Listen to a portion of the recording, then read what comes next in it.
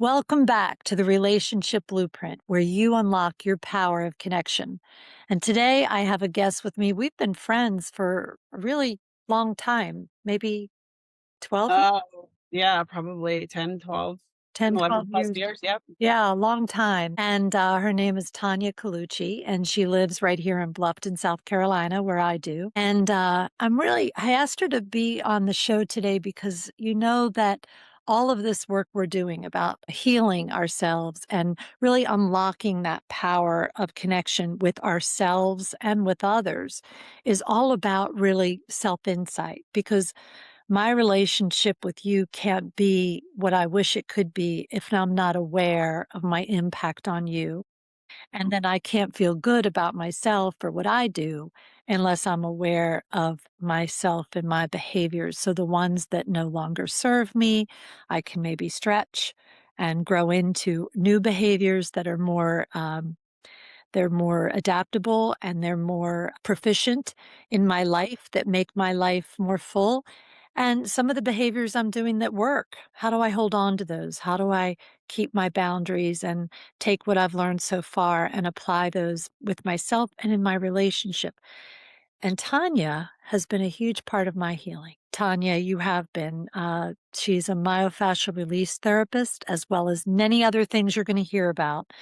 But what I couldn't do with my head, and you know that I think a lot, uh, what I couldn't do in my own mind and processing, I knew was in my body. The trauma that I had stored, the trauma I was currently going through. And it was really with her healing that I've been able to integrate and actually be more than just my head. I have a head, I have a heart, I have a soul, and they work together. And so I don't any longer live from here to here. And in large part, that is because of Tanya Colucci. So welcome, Tanya. Oh, thank you. Honored. Yeah, I'm honored to have you on the show and hear about your new adventures. Sounds good. Let's do it. Yeah. So tell us first. I mean, they don't know anything about you. I know so much. So where to begin is always hard when you know so much about a person. But tell us how you got into the healing field. What was your beginning? Wow. Well, I was in Washington, D.C., and I was working, I have my degrees in exercise science and health promotion management. And I was working sort of in the corporate wellness and fitness field and running wellness programs for different government agencies. And I woke up one day with with absolute back pain out of the clear blue sky. And through my own healing journey of going through all the traditional routes, I did have structural things wrong with my back as a 27-year-old that looked like, I guess, someone in their 60s, 70s. I did not want to do any drastic interventions like surgery or anything like that. I tried therapy and I was probably addicted to Vicodin every day. I literally couldn't do anything that I was wanting to do. And at the time I was trying to pursue my doctorate degree to become a professor full time in exercise physiology, anatomy, and kind of the wellness field. And it stopped me dead in my tracks. And I started exploring meditation, energy healing, and I got directed to a therapist that actually did myofascial release work. And I left after the first session and I was pain free, almost pain free. I was about 70% better. So I realized that the issue was maybe not my spine and it was in my tissues, and potentially there was something else there. So it completely changed the trajectory of my career. And I decided to go into doing healing body work because it was the only thing that helped me through doing that work for over 17 years. It made me realize that our body is the roadmap to our soul. And a lot of times, physical pain is stopping us from making our next move because it's not the right move for what's in alignment for us at our soul level. So, for the past 17 plus years, I've been doing that work and doing dialoguing with clients while they're on the table, trying to get them to connect more deeply with themselves internally to help heal themselves and to give them that insight. And through that process, I really enjoy like sort of coaching people and deeper inquiry. So I've recently completed a few certifications in coaching, one specifically through Brown, doing more leadership and performance coaching, and then integration coaching. So integrating all these things, not only somatically, but working with people that have experienced trauma and addiction and other things. And how can I help them shift and take their power back and heal? I love that. Take their power back because that's really, this feeling of helplessness, victimhood. It really just keeps us stuck, and I can remember being on your table and you working on a certain part of me and asking me questions and tears just rolling down my cheeks of release. And it wasn't that it was physically painful what you did, but I knew that something was releasing within me. I knew it and I could feel it. And sometimes I would even describe it. And then letting you know where it was or what it felt like. And it was all just a very powerful journey for me. So this myofascial release, I think many people don't really know what that is. Would you give us a brief explanation of what it is? Yeah. Well, the fascial system is the outer layer of every cell in our body, and it gives us shape and form, and it's around our organs, our muscles, everything. And it also is the relay system for our consciousness. So everything that we ever experience in life, whether physical, emotional, there's an energetic imprint essentially. So if I'm sitting at my desk all day at my computer, my body starts to mold to that shape. And so what I do is I use my hands to apply pressure in areas to soften that tissue and get it to release. But a lot of times with the physical pain or discomfort, there's also an emotional component. Mm. So our body tends to lay down patterns of tightness that are also like stored emotions that we maybe couldn't experience when something bad was happening to us because we didn't have time or we were told not to feel or emote. Mhm. And so I help people to kind of do a little journey into their body to inquire with their body, what is it that what is the body holding on to that needs to be released? And sometimes it is an emotion, sometimes it's a memory or a feeling or a sensation. And as we allow ourselves to feel that, it gives our body permission to let go. And Yeah. we don't necessarily have to analyze it with our mind. We just have to feel it with our body. Mm.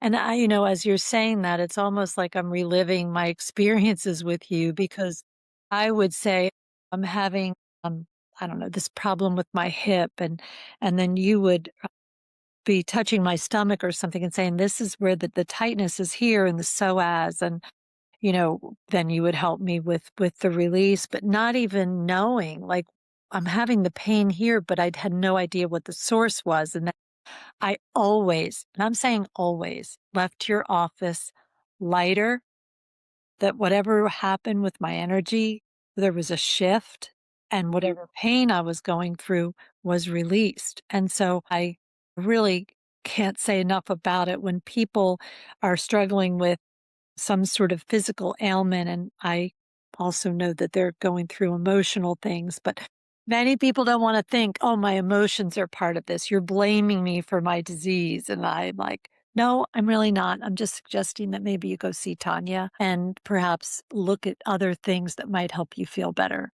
Yeah. alternatively to what I'm doing with you," because it's a team approach, really. Yep. You and I have worked with many people, the same people, and together really kind of get people where they need to be. Yeah, I mean, when our body is tight and bogged down with that heaviness physically, a lot of times we don't even have the awareness of what it feels like to not have that sensation. So And important. and with that lightness, right, comes an awareness. So that maybe we're able to make stronger connections about what decisions we need to make, what choices we need to make based on how it feels in our body, not necessarily maybe what our logical mind is telling us we should do. Or Yeah, getting those two to kind of work together versus like against each other, you yeah. know? Yeah, I love that.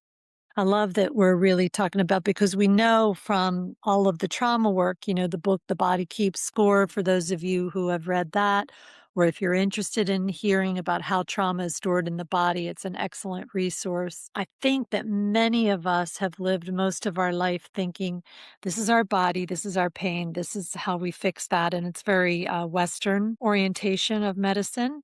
And we're not saying there's anything wrong with that. We're just saying, let's get curious if that's not working, like it wasn't with you, Mhm. and it wasn't with me, Yep. that maybe there's another way. Getting curious about your body is pretty important.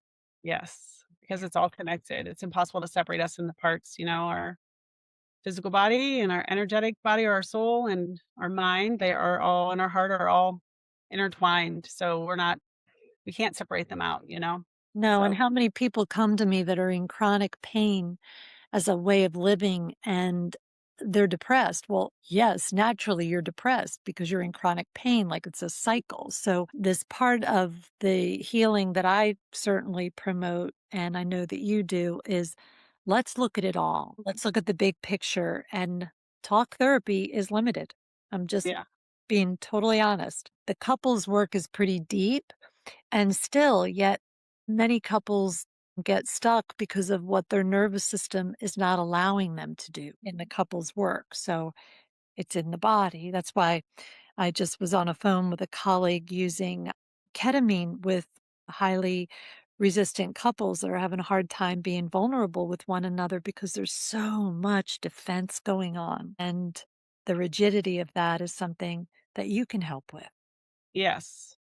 I mean, in part, that body's doing that as a protective mechanism, right? Out of fear of being hurt again and not, wanting to feel the depths of that. And so it's a good thing sometimes, right? We need our body to protect us. But in cases like this, where we need to be vulnerable in order to repair relationships, it's super important to be able to let those guards down and, um, explore those things. And without vulnerability, it really doesn't happen. So this new training that you've done, that you've completed now, you're with Brown University? Hmm. That's Yeah, actually, impressive.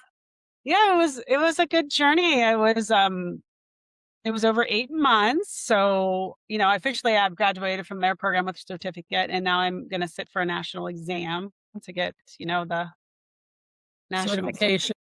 Yeah, air quoting that, but, Yeah, yeah. yeah, I learned a lot about myself in the process, which I wasn't really.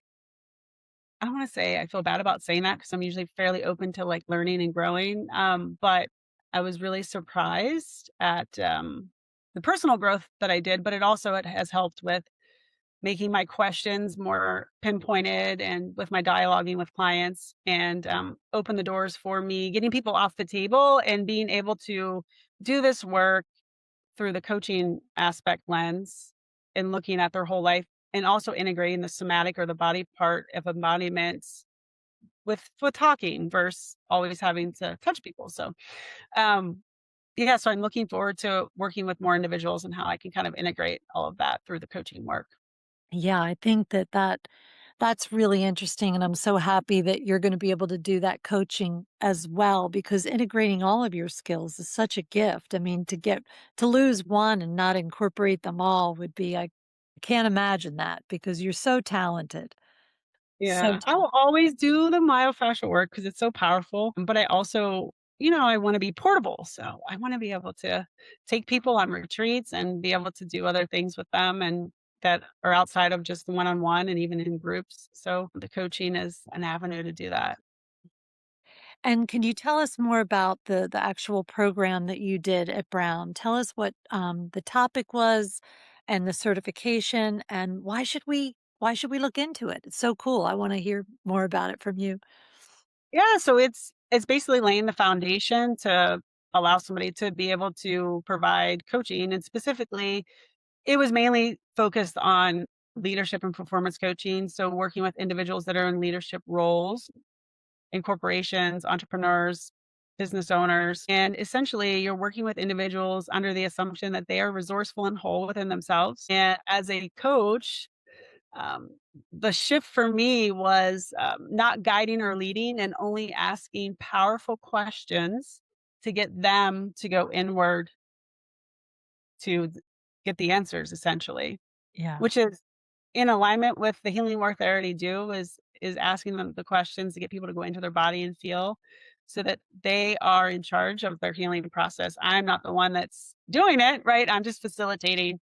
And so it's a verbal way of getting people there versus physically, right, with touching them. So a lot of it was in how to structure questions, how to take them through the coaching journey and get to a resolution with actionable items to follow through with. And as the coach, holding them accountable session to session to following through with those things, working through challenging situations or, accomplishing goals that they have set for themselves. So Yeah. practice coaching with each other a lot. So That's really cool.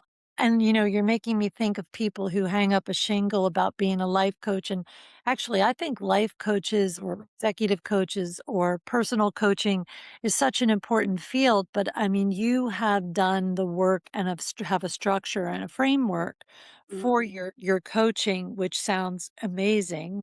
And Yeah.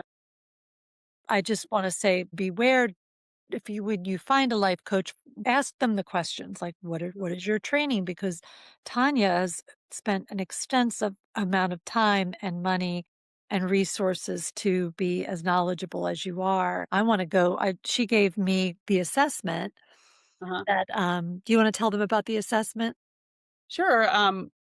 The assessment process is a little bit outside of Brown's framework, but it is an international the Enneagram assessment, which is a personality assessment that you take that assesses you on many aspects. And so it's super powerful because it gives the coach and you a 24 plus page report on who you are, how you show up personality wise, how the lens in which you view the world. Um, do you make or take action through your brain, your thinking center, your heart center, your feeling center, or your gut, more of the action center? And how you receive and give feedback best in communication style. And then how you can utilize the Enneagram, which is a series of 9 different personality styles for your own personal and professional growth during times of stress and strain, and then also for expansion and growth and awareness about yourself and how you show up in relationships, whether it be at work or personally in personal relationships. So it's a great launching point when I'm working with a client that I really don't know or know anything about. It gives me a great detail of insight into who they are so that I can tailor how I'm communicating with them and how I'm kind of nudging them along based on who they are. Yeah. So have you ever heard of Johari's window? Mm-mm. So so that just picture this, that it's basically in a nutshell, it has 4 quadrants, and there's the part of me that you see that I don't see about me. Okay, there's the part of me that I see that no one else sees about me. Mhm. There's the part of me that we both see about me, and then there's the part of me that both of us do not see about me. And so I think that's why some of these assessments can be so important. Like when I look through the report you gave me, 24 pages, it was pretty intense. And when I saw some of my blind spots, I had to really kind of sit with it and say, wow, is that really true? I don't see myself as impulsive. And when am I impulsive? And kind of just questioning some of those insights, because I know that I don't see the full self. I know Yeah. that. I'm very Yeah. aware of it. And I know that in positive ways, I've had teachers who saw things in me that I never dreamed were true. And that Right. with their insight, I was able to grow into when we start to reclaim our whole selves and become Yeah. authentic. One of the things I love about your work is that whether you're using the Enneagram or the myofascial release or you're coaching with these poignant questions, you're really trying to help the client find their authentic self. Mm. They can realize their full potential. Yes. Yes. And they can show up as their highest version, right? And really tapped into I like to call it like our core essence or our soul Yeah. essence, like who they really are and how can you really embody that in all aspects of you, not just how you are at home showing up with your family, but also how are you showing up professionally and how does the world perceive you and how do you want to be perceived and using it for tools to improve relationships um, and outcomes, Yeah. by having that awareness. The awareness is key. A lot of us don't have the awareness, and so once we have the awareness, then we have the choice as to the shifts that we wanna make or not make, which is totally fine as well, but that awareness is key.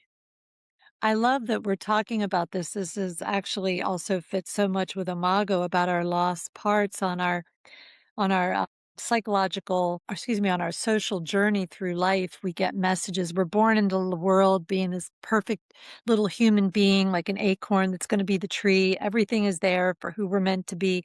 But then we get these messages, right? And maybe it's girls don't get angry, or don't be too smart, or for boys, you don't cry, or You can't like girls or whatever the messages are. There are millions of them. Don't dance like that. Don't wear those clothes. You're not going to college because, you're really not that smart. You can do something else. Get married. All of these things that micro moments that make up who we kind of become, but it isn't who we are. And so just like what you're saying, we're trying to reclaim those lost or hidden or denied parts of self through the imago work, and what you're doing is very similar through your work, which I love how they line up. Yes, yes, exactly. Um, that awareness is key because I don't know, I'm looking at it a lens from my parent perspective right now with my 13-year-old teenager, and the things that come home, and I've used some of these coaching, like, questions and strategies with him, and it's fascinating because taking myself out of the role of the parent and more of Yeah. the coach, and it's fascinating the responses that I get, right? Rather than deflecting my beliefs onto him in terms of choices, like, asking the questions for him to go in and start to inquire, um, is a big difference, right? So hopefully those micro messages, right? Hopefully I'm not giving him the micro messages that, are going to make him have to come see you later as a therapist. Yeah, But right, right. no, I'm just joking. But yeah, I mean, that awareness, individually, it's so important for everyone, even working with kids and our family members. Yeah, I think there's no one ever who's gone to the couples workshop and hasn't left going, "What have I done to my kids?" Because when they're looking at themselves and the messages we got growing up, right? Mm, And then we think not only, we give those messages and you're working so consciously to not give him bad messages, but also that we can't counteract all of the cultural messages that they mhm. receive and from Yeah, other significant people in their lives that maybe we wish weren't part of their lives, but it is what it is. So parents getting really aware of this in themselves, unless you saw that in yourself, you wouldn't be able to do that, right? You right, couldn't right. have that ability. So lucky boy, I say. Yeah, but it all comes back to the awareness piece, and using all these tools that we have available to us, whether it's personality assessments or, attending workshops and doing more deep inquiry work about ourselves so that we can improve our relationships. And so I don't want to get to the end yet because I feel like I have more questions, but I do want to ask you. You mentioned that you take people on retreats. Mhm. You have one coming up right now? Are you planning one? I actually don't have one that I'm currently doing in the near future, but in 2027, I do want to put together a retreat in the spring for people to come and explore some of these things through the coaching lens and the somatic lens and how we can integrate all of these things. I love taking people to Peru, which you can see in my background. So I want to plan an international one there, and then I probably will do more of a local one here in Perfect. Vancouver. So we'll have your website on the podcast for people to be able to find you. Can you say it one time for us so that they know where it is? Yeah, so I have 2 websites. So my coaching Okay. website would be enlightencoaching.com, and then for all the other healing work would be sacredsoulguidance.com. But I will post on there. I do have a retreat page on both of those sites so Okay. that the retreats would be posted there. And everyone can always sign up for my newsletters, and I usually send out newsletters when I get those going. So Yeah, so that's a great idea. So go to her website. They'll be on the page, but Enlighten Us is one. enlighten us. Yes. Mm. So How do you spell that? ENLIGHTUS, light us, Um, coaching.com.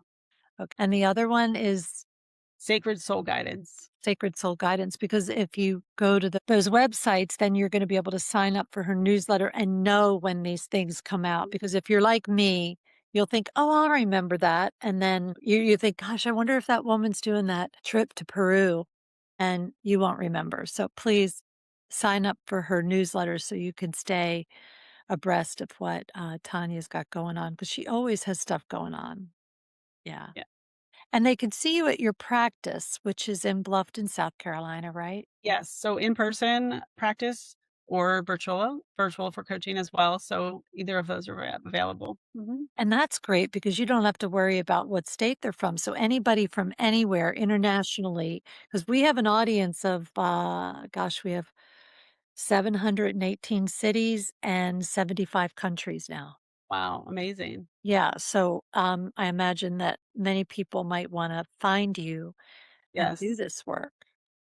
Yes, I have an old client from DC that actually I do distance work with her. She's in Dubai. That's always fun to work with her. But yes, anyone internationally. So this assessment that you sent to me, I don't know that I was surprised when I looked at the 9 Enneagram personality styles. Let's see, our guests wouldn't know the 9, so it wouldn't help for them to guess, but I was an enthusiastic visionary. Yes.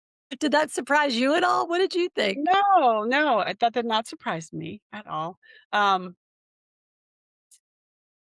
I do have a, it actually, I have a very short Enneagram guide that people can actually download Oh, for good. free that goes Okay. over all the personality styles without even taking the assessment. And I have a short questionnaire assessment on my website that they can do. But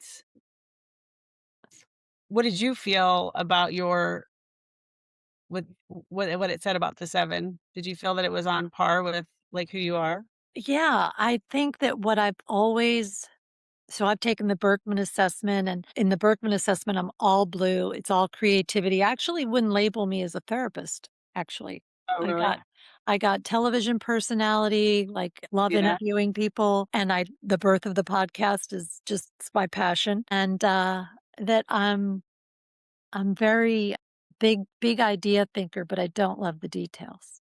Mhm. Which makes sense because your line of stretch goes into the 1, which is the perfectionist. So it's all about the details, right? Which is probably uncomfortable for you to do. So that Yes.